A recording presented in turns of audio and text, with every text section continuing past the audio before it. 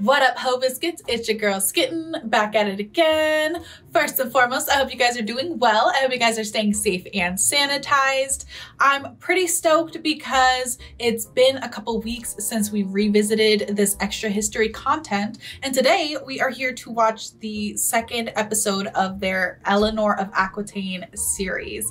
And I'm pretty sure episode 2 is where she goes to England, and so I'm super stoked about that because I really love English history. I'm very excited about it. If you haven't already, make sure you check out my other extra history series. I did one on Joan of Arc, I did one on Vlad the Impaler, Chavs and I did one about the history of beer and history of coffee. I think we're actually still finishing the history of beer one. So there's a ton of that content on my channel if you just look for it. And I actually have a playlist. It's an extra history playlist. So make sure you go and check it out. I'm super excited to see what this video has in store for us, so without further ado, let's go ahead and get started. 1152. Outside Paris. Okay. Newly divorced from her ex-husband Louis VII, King of France, Eleanor is going back home to Aquitaine. She's out. Though she has to be cautious, because as it turns out, as Duchess of her homeland, she's a prime target for a very specific type of kidnapping. It is not unknown for nobles to kidnap heiresses and forcibly marry them to gain their land, knowing that the church almost never grants a divorce once a marriage is joined. Yep. In fact, this was such a concern that the last time she was single, Louis's father had sent 500 armed men to escort her to her wedding. And now she's heard that there are 2 nobles already lying in wait to ambush her on the road. Damn, they ready. But Eleanor will slip the net, arrive safely home, and dispatch a messenger to a man she's only met once. That man is Henry, Duke of Normandy, and the letter asks him to come marry her immediately. Damn!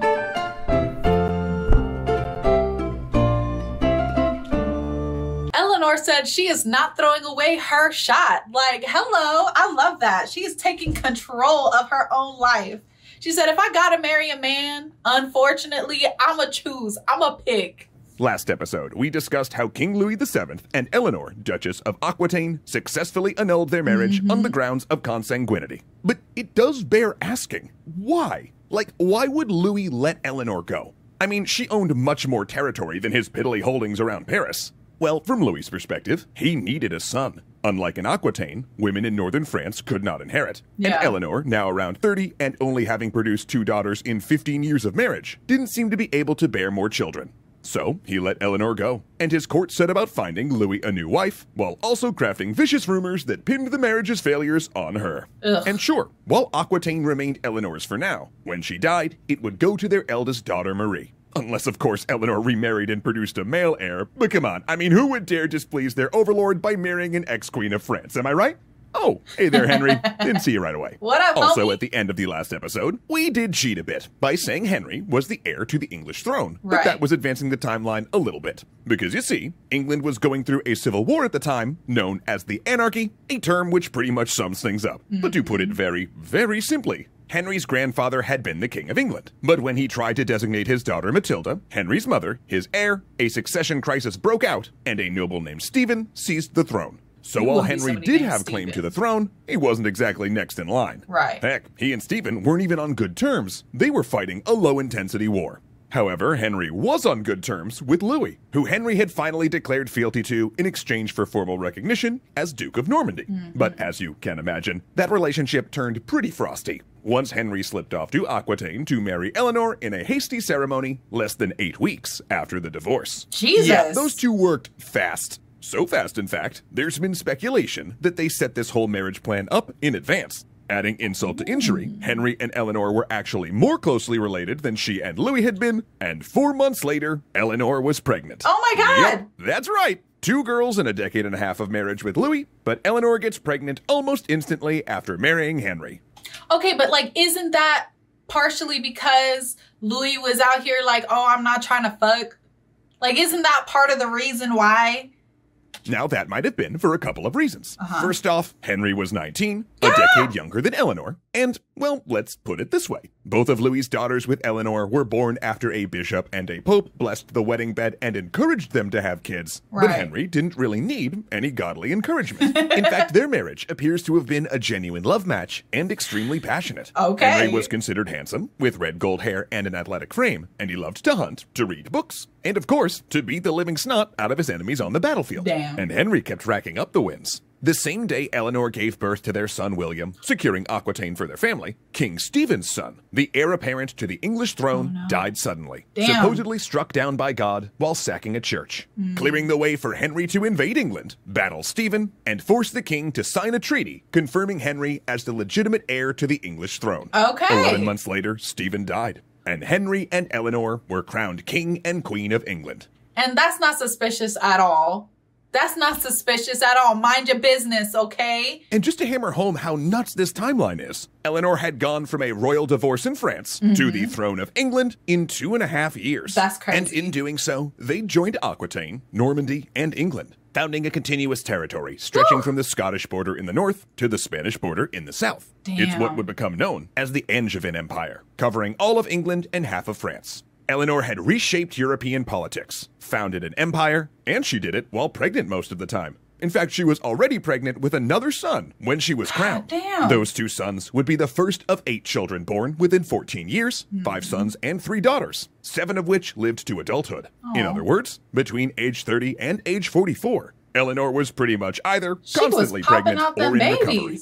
God Meanwhile, damn. she was also serving as regent while Henry was off trying to repair the damage wrought by the Civil War. Now, exactly how much power Eleanor wielded during this time is a matter of debate among historians. Some think she was quite influential as regent of England and was governing Aquitaine directly, while others suggest that Henry's counselors boxed her in and she mostly served as a rubber stamp even in her own territory.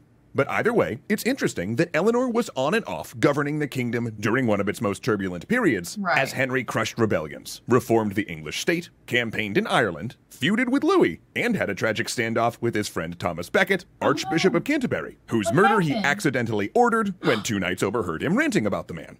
On all of these consequential issues, Eleanor's voice and opinions are missing, though we do get brief glimpses of her and Henry's personal life, because not all was well in this union. First of all, some sources claim Eleanor clashed with Henry's power broker mother, Empress Matilda. And second, well, unlike the dull but faithful Louis, Henry was extremely active as a lover, including with other women, which he didn't hide. Sounds like another Henry we know of, don't it?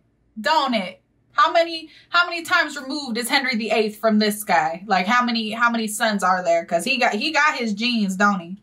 And interpretations disagree. Some with other women, which he didn't hide. Again, sources and interpretations disagree. Some historians claim that she reacted with a detached worldliness and point out that she attended court events with Henry's mistresses. Others point to stories of epic screaming matches, which would not be out of character for Henry, who was known for extreme rages, tantrums he may have exaggerated for the purpose of political intimidation. Actually, in one famous episode, he became so furious, he threw himself on the floor and started chewing the carpet. Then, in 1168, for reasons unknown, Eleanor left Henry's court and transferred to Poitiers in Aquitaine, where she ran her duchy and set up an independent court. While some sources claim she was an innovator in the arts of courtly love, particularly her famous courts of love that ruled like a legal court on cases concerning matters of romance, that's likely a myth. I've never heard However, of that her court was well known for its patronage of art and poetry, and may have inspired the broad strokes of later tales. We do know, however, that Eleanor was also spending a lot of time in Aquitaine with her favorite son, Richard. Because you see, Henry had a really bad habit. No, not the philandering, or the anger issues, or the semi-accidentally murdering the Archbishop of Canterbury. No, what I'm talking about is how controlling Henry was. He would never give up even the littlest bit of power. While Henry elevated his eldest living son, also named Henry, to a position of co-monarch, the young king had no real power. And this wasn't even a royal apprenticeship, mind you. He just watched as his father did everything. Okay, but as somebody who struggles with delegating, it's so much easier to just do it yourself, because if you do it yourself, you know that it's going to be done right. And all the things that you foresee going wrong, but like you can't exactly explain that to other people, but you know how to like subvert it and make sure it doesn't happen. It just makes more sense to just keep all the power here. And this is why I would make a terrible monarch. I'm seeing now. I'm seeing the problems now.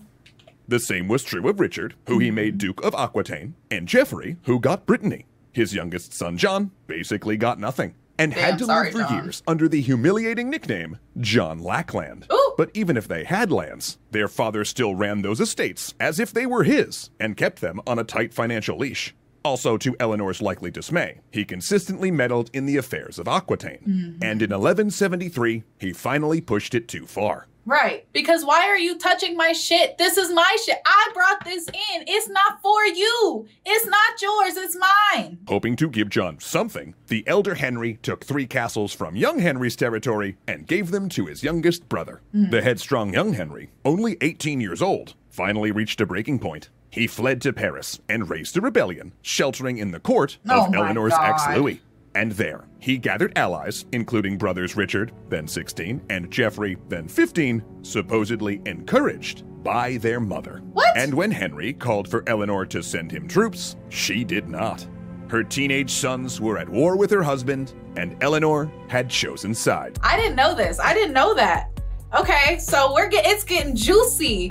It's getting real Game of Thrones, you know, like... Okay, I'm excited. I'm excited for the next installment of this series. I hope you guys are having as good of a time as I am. I am just fascinated. I'm enraptured. I feel like this is all so much more interesting to me, like an American, maybe like to people from like outside of the US who have like actual history and actual interesting history. This is interesting, but to me, an American, this is fascinating. This is incredible. So I'm having a really good time. Don't forget to leave your reaction requests and recommendations down in the comments below. And other than that, peace out, ho biscuits. It's Skittin' Lit.